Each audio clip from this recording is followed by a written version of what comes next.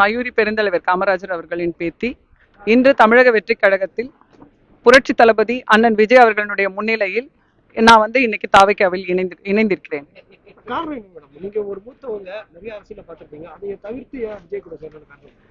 இன்னைக்கு மக்களுடைய மனம் எந்த மாதிரி போகுதோ அதன் வழியே நானும் செல்லலாம்னு நினைக்கிறேன். ஒரு நல்ல ஒரு மாற்றம், ஒரு முன்னேற்றம், இளைஞர்களுக்கும் பெண்களுக்குமான ஒரு அரசியல் களத்தை மிக அருமையாக வடிவமைத்து வைத்திருக்கிறார். இங்க எல்லாருமே இளைஞர்களும் பெண்களும் இந்த அரசியல்ல பயணிக்கணும் அப்படிங்கிறது அவங்களுடைய எண்ணமும் அதுவாகத்தான் இருக்கிறது. மிக பெரும்பான்மையான வெற்றியை தலைவர் அவர்கள் பெறுவார் என்பது உறுதி. ஆமா, எனக்கான அங்கீகாரம் கொடுக்கல. காமராஜர் அப்படிங்கிற பேர் எனக்கு சில இடங்கள்ல பிளஸ்ஸா இருந்துச்சு, நிறைய இடங்கள்ல அவருடைய குடும்பத்திலிருந்து வருபவர்கள் வேண்டாம் என்று ஒதுக்கப்பட்டதுதான் நிறைய நடந்துச்சு. காரணம் அப்படிங்கிறதுனா ஒரு பெரிய ஒரு தலைவர், அவருடைய பேரும் புகழும் அதை எடுத்துக்கிறாங்க. ஆனா அவங்க குடும்பத்துல இருந்து வருவதை பெரும்பாலும் மற்ற தலைவர்கள் விரும்புவதில்லை. அப்படிதான் நான் நினைக்கிறேன். திமுக பல 75 ஆண்டுகள் இன்னைக்கு கொண்டாடிக்கிட்டு இருக்கிறாங்க. ஆனா இப்போதான் கட்சியை தொடங்கி இருக்கிறாரு. 75 ஆண்டு காலத்துல எவ்வளவு அவங்க பிளஸ் மைனஸ் எல்லாமே மக்களுக்கு நன்றாக தெரியும். இன்னும் அதை விட நல்ல ஒரு ஆட்சி வேண்டும் அப்படிங்கிறது தான் மக்களினுடைய இன்னைக்கு ஆசை. எல்லாருக்குமே அரசியலுக்கு வரணும், தானும் நிறைய பதவிகள் பொறுப்புகள் எல்லாத்தையுமே நம்மளுடைய சமுதாயமும் அடையணும் அப்படின்னு ஒருத்தரும் ஆசைப்படுறாங்க. அதற்கான களம் மற்ற கட்சிகள்ல கிடையாது. இங்க அதற்கான களம் மிக அழகாக இருக்கிறது. அந்த வாய்ப்பை அனைவரும் பயன்படுத்திக்கிடலாம். மக்களுடைய மாற்றம் தானே. பெருந்தலைவர் காமராஜர் 9 ஆண்டு கால பொற்கால ஆட்சியை கொடுத்தாரு. அவரை வீழ்த்து தானே இவங்க வராங்க. அது மாதிரி மக்களுக்கு தெரியும் யாரை மாற்ற வேண்டும், எந்த நேரம் மாற்ற வேண்டும், எந்த தலைவர் நம்மை ஆள வேண்டும் என்று முடிவு செய்பவர்கள் அவர்கள் தான். நிச்சயமாக பண்ணுவார். அதை நம்பிதானே நீங்க பாக்குறீங்கல்ல. அவருக்காக அவரை தேடி வருகின்ற கூட்டமும் மக்களுடைய ஆதரவும் அவருக்கு பெரும்பான்மையாக இருக்கிறது. நிச்சயம் நல்ல ஆட்சியை கொடுப்பார்னு நம்ம நம்பலாம். 2 முனை போட்டி தான் அவங்க சொல்லிக்கிட்டு இருக்கிறாங்க. பார்ப்போம் இன்னும் எத்தனை கட்சிகள் கூட்டணிகள் மாறுகின்றது, யாரெல்லாம் என்ன மாதிரி ஸ்டாண்ட் எடுக்க போறாங்க அப்படிங்கிறது இன்னும் வருங்காலத்துல நமக்கு தெரிஞ்சிடும். வணக்கம், என்னோட பேர் ராஜமூர்த்தி, மதுரையிலேருந்து வர்றேன். இன்னைக்கு தமிழக வெற்றி கழகத்துல இணைத்து கொண்டேன்.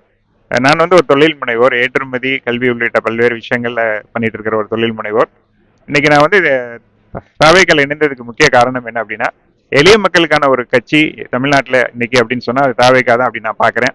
ஏன்னா தாவேக்காவோட தொடக்கத்துல இருந்து இன்னைக்கு எத்தனையோ எளிய மக்களுக்கு தொடர்ந்து அவங்க மாவட்ட செயலாளர்லேருந்து நிறைய பொறுப்புகள் கொடுத்துட்டு இருக்கிறாங்க. இன்னைக்கு அந்த மாதிரி தமிழக அரசியல்ல ஒரு பெரிய மாற்றத்தை கொண்டு வர்றதுக்கான ஒரு முன்னெடுப்பை தளபதி அவர்களும் தாவேக்காவும் முன்னெடுக்கிற விஷயத்துல நானும் ஈர்க்கப்பட்டு இன்னைக்கு இந்த கட்சியில என்னை இணைத்து கொண்டேன். தொடர்ந்து இதுல என்னுடைய பங்களிப்பை கொடுத்து கட்சியின் அடுத்த கட்ட வளர்ச்சிக்கு கண்டிப்பா பாடுபடுவேன். திராவிட கட்சிகள்ல எளிய மக்களுக்கான கட்சி இல்லைன்னு நினைக்கிறீங்களா? கண்டிப்பா இல்ல சார். அதை உருவாக்குனதே எளிய மக்களுக்கான கட்சியை தான் உருவாக்குனாங்க. 75 வருஷம் முன்னாடி அண்ணா பேரறிஞர் அண்ணா எளிய மக்களுக்கான கட்சி அப்படிங்கறதுக்காக தான் அதை உருவாக்குனாங்க. இன்னைக்கு திமுக அப்படிங்கிறது திமுக மட்டும் இல்ல, திராவிட அரசியல் அப்படிங்கிறது முழுக்க பணத்தை மட்டுமே நம்பிற அரசியல், கார்பரேட் அரசியலா தான் இருக்கு. அது மக்களுக்கும் தெரியும். மக்கள் இந்த மாற்றத்தை எதிர்பார்த்து 25 வருஷமா காத்துட்டு இருக்கிறாங்க. அடுத்து யாரு ஒரு மாற்றத்தை தமிழ்நாட்டுல கொண்டு வருவாங்கன்னு. அதை தாவேக்கா கொண்டு வரும் அப்படின்னு இன்னைக்கு மக்கள் நம்புற மாதிரி நானும் நம்புறேன். திராவிட கட்சிகள்ல இருந்து விஜய் எதுல மாறுபட்டு இருக்காருன்னு நினைக்கிறீங்க? இன்னைக்கு கண்டிப்பா நிறைய இன்னைக்கு பாத்தீங்க அப்படின்னா இளைஞர்கள் அதிகமா இன்னைக்கு நான் விரும்புற ஒரு விஷயம் தாவேக்காவா தான் இருக்கு. காரணம் என்ன அப்படின்னு கேட்டீங்கன்னா, அவங்களுடைய கொள்கைகள் இன்னைக்கு சமூக நீதி ஆகட்டும், அது மாதிரி நிறைய தாவேக்கா முன்னெடுக்கிற பல விஷயங்கள் இளைஞர்களை மனதில் கொண்டு அடுத்த தலைமுறையை நோக்கி அவங்க நகர்த்துற விஷயமா கொண்டு போறாங்க. இன்னும் இப்ப எலெக்ஷனை ஒட்டி நிறைய மேனிபெஸ்டோஸ்லாம் அறிவிக்கும் போது அந்த திட்டங்கள்லாம் வரும்னு சொல்லியிருக்கிறாங்க. கண்டிப்பா இதுதான் இன்னைக்கு இளைஞர்கள் கிட்ட குறிப்பா அடுத்த தலைமுறை கிட்ட ஒரு புதிய ஒரு நம்பிக்கையை ஏற்படுத்துற கட்சியா தாவேக்கா வந்திருக்கு நான் நம்புறேன். எல்லா மக்களுக்குமான அரசியல் விஜய் பண்றாரு நம்புறீங்க? கண்டிப்பா சார். ஒட்டுமொத்தமா இன்னைக்கு பாத்தீங்க அப்படின்னா அனைத்து மக்களும் நீங்க தமிழ்நாட்டுல இன்னைக்கு ஒரு 80 வயசுல இருக்கிற ஒரு மூத்த குடிமக்கள்ல இருந்து இன்னைக்கு ஓட்டுரிமையே கிடைக்காத ஒரு பள்ளியில படிக்கிற குழந்தைகள் வரைக்கும் எல்லாருக்கும் பிடித்த ஒரு மனிதரா இன்னைக்கு தலைவர் விஜய் அவர்கள் இருக்கிறாங்க. அதனால அவர் முன்னெடுக்கிற பல விஷயங்கள் எல்லாரையுமே மையப்படுத்தி தான் அந்த விஷயங்கள் முன்னெடுக்கிறாரு அப்படிங்கிறது தான் எல்லாருக்குமே தெரிஞ்ச விஷயம் தான் சார். அனைத்து வயதினரும் விஜய்க்கு ஓட்டு போடுவாங்கன்னு நீங்க நம்புறீங்களா? கண்டிப்பா சார். 2026 மே மாசம் எல்லாருக்குமே அது தெரியும் சார். அரியலூர் மாவட்டம் ஜெயங்கொண்டம் தொகுதியிலிருந்து வந்திருக்கோம். தளபதியின் தலைமையேற்று இன்றைக்கு இயக்கத்திலே இணைந்துள்ளோம். எதனால என்ன ஈர்ப்புனால நீங்க நீங்க ஒரு மூத்த அரசியல்வாதி, அம்மா படம் எல்லாம் போட்டிருக்கீங்க, அதை தவிர்த்து எதனால என்ன ஈர்ப்பு இங்க வந்து சேர்ந்தீங்க? இன்றைக்கு இந்த அரசியல் சூழ்நிலையிலே வந்து மக்கள் விரோத ஆட்சி நடந்து கொண்டிருக்கின்றது திமுகவுடைய ஆட்சி. அதே போல எடப்பாடி தலைமையில் இருக்கிற ஆட்சி வந்து தான் தோன்றித்தனமாக செயல்பட்டு கொண்டிருக்கிறார். தான் எல்லாமே அப்படிங்கிற ஒரு கருத்திலே செயல்பட்டு கொண்டிருக்கின்றார். அதையெல்லாம் முறியடிச்சு இன்னைக்கு அமைதியான மொழி அரசியல் செய்து கொண்டிருக்கின்ற தளபதி அவர்களின் தலைமையை ஏற்று செங்கோட்டையன் போன்ற ஆட்கள், செங்கோட்டையன் திறமையான ஆட்கள், அம்மா தலைவரிடத்திலே பணியாற்றி அம்மாவிடத்திலே பணியாற்றி சிறப்பான தமிழகத்திலே நல்ல பெயர் எடுத்திருக்கின்ற அண்ணன் செங்கோட்டையன் அவர்கள் இங்கே வந்து இணைந்த பிறகு அனைத்து இந்திய அண்ணா திராவிட முன்னேற்றத்தில் அனைத்து தொண்டர்களும் அனைத்து பொறுப்பாளர்களும் இங்கே வரத்துக்கு தயாராக காத்துக்கிட்டு இருக்காங்க, வந்துகிட்டு இருக்காங்க. அண்ணனுடைய வழிகாட்டின்படி வந்துட்டு இருக்காங்க, தலைவருடைய தலைமை ஏற்று. அதுக்காக தான் நாங்கள் வந்துருக்கோம். கொங்கு மண்டலம் ஃபுல்லா சேர்த்து நம்புறீங்களா? கொங்கு மண்டலத்துடைய கதாநாயகனே அவர் தானே, கொங்கு மண்டலத்துல ராஜாவே அவர் தானே, எடப்பாடி இல்லையே.